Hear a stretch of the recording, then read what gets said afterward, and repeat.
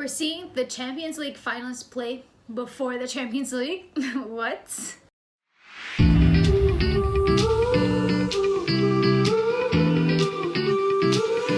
Hey guys, welcome back to another match preview. This is Man City versus Chelsea, and it feels super weird to be talking about this because in my mind it's like City versus Chelsea, that's the Champions League final, but no, we actually play each other in the league. So it's going to be really interesting to see how Thomas Tuchel and Pep Guardiola decide to set up and what they really take from this game, because they could potentially learn a lot of things. Thomas Tuchel at his press conference said that he still hasn't decided how he wants to play. Maybe that's a bit of a lie, but he also said that he has to take into account that there have been a lot of tired legs, especially because Man City had one extra day of rest than Chelsea, and Chelsea do have to travel, so that does impact these players as well. It's just something else that you have to take into consideration. So we may potentially see a decent amount of rotation in this game. It's actually quite a big game for both teams. If Man City win, then they lift the Premier League trophy, and as a Chelsea fan, I do not want to see that happening. Like, it's inevitable that they're going to lift it. That's fine, but I don't want them to beat Chelsea and lift it as a result of that. Like, they can just wait. And for Chelsea, on the other hand, it's an opportunity for us to solidify top four even more. If we get 3 points, that would be absolutely massive and really help our chances of getting top four. So it's going to be a big game, but it's going to be interesting to see how Thomas Tuchel sets up, because like I said, these players just played on Wednesday and they must be absolutely knackered from that Champions League semi-final. A lot of ground was run, and yeah, it's gonna be a tricky one. As for some team news from City, John Stones isn't available through suspension, but that really isn't a problem because Pep rotates those players anyways.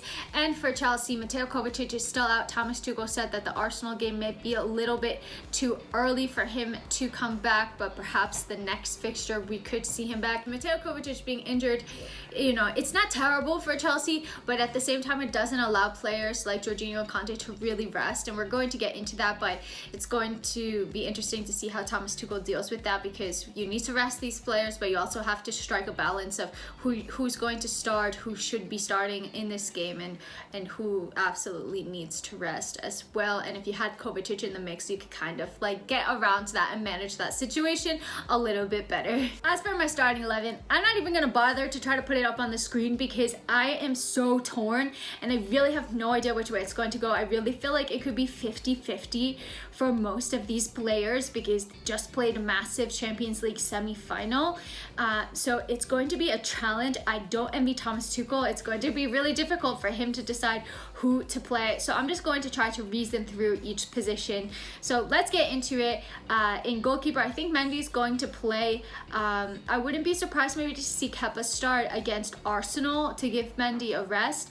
But in this game against Man City, I really want to have our starting goalkeeper starting, and you know, Arsenal really have not been playing well. They just lost to Villarreal in the Europa League, so we should be seeing Chelsea beat Arsenal. Mendy in goal. Right wing back is going to be Reece James. I'm pretty sure about that. He didn't play many minutes in the Champions League semi-final, so I think he's going to play. Left wing back, like I said, like Chua has been looking good. He's young, maybe he doesn't need as much rest and you can get away with playing him, and then you play maybe Alonso against Arsenal. That could be a potentially good option, but again, I wouldn't be surprised if I saw Alonso starting, but I would personally probably stick with Ben Chilwell. The center backs is interesting because Thiago Silva really hasn't had that much rest, and usually he gets more rest than we've been giving him. And then Azpilicueta looked destroyed at the end of the semi-final. He just looked like he was completely out of gas and he was still giving it his all. So, you know, in an ideal world, maybe you would play like Christensen, Rudiger, and Zuma, but my major question mark is whether you can actually play those three together, because Rudiger and Zuma tend to both play that left center back of the three. So ideally, I think you would do that, but if not, maybe you do like an Azpilicueta, Christensen, Zuma situation, something like that. Perhaps he can play, and then you can try to you alternate the rest between him and Thiago Silva. As for the pivot, I don't know what to do. Like, I really don't know. You don't want to risk N'Golo Kante getting injured, but you also want to play N'Golo Kante in this game. So Billy Gilmour is available, but I don't know if I necessarily see him getting a start against Man City. I would personally trust him, but I don't know if Tuchel is going to do it. So what I imagine is maybe we see one of Kante or Jorginho. Really could be either one for me, alongside maybe Mason Mount plays a little bit deeper, and maybe it's a situation like how we saw versus Fulham, where it's like a lone 6 and then Mason Mount goes a little bit further up the pitch. And Gilmour did play that position, but it was against Fulham. I don't know if he would necessarily play it against City. So I think we're probably going to see something along those lines. It's just a matter of who he chooses. Both Kante and Jorginho need rest, and ideally you would want them both to play against a Manchester City. But I think we'll probably see that. And then you get another attacking player that didn't play in the semi-final starting. So Ziyech didn't really play that many minutes. Pulisic had like a 20-ish minute cameo. Cho didn't play, Tammy didn't play. So I think you'll probably see Ziyech, Pulisic, and maybe you see Callum. Maybe you see Callum on the left, Ziyech on the right, and Pulisic kind of in like a false 10-ish role. He's been playing more centrally, so perhaps we could see that. And that front three is completely interchangeable, so it's not like it matters all that much. We've seen on the pitch that Kai Havertz was everywhere in the semi-final. He was all over the place. He covered a lot of ground, so I think that they really have that freedom. So I think I would probably do Kante, Mount, Pulisic, Ziyech, Callum. But it's tough. I really don't know. Ideally, you'd want to have like Jorginho, Kante playing as well. Maybe you want to have Thiago Silva playing. You know, maybe you want to have Havertz playing over a Callum or over a Ziyech. Maybe Callum hasn't really found himself inside of the starting 11 in quite some time, so we could even see maybe like a Havertz, Ziyech, Pulisic situation as well. Havertz could play as the false 9, Pulisic on the left, Ziyech on the right. That could be another option as well. Havertz is young, he probably doesn't need that much rest. Maybe you play Callum versus Arsenal. That could be an option as well. So it really depends on how these players are feeling, because they have just played that semi-final leg.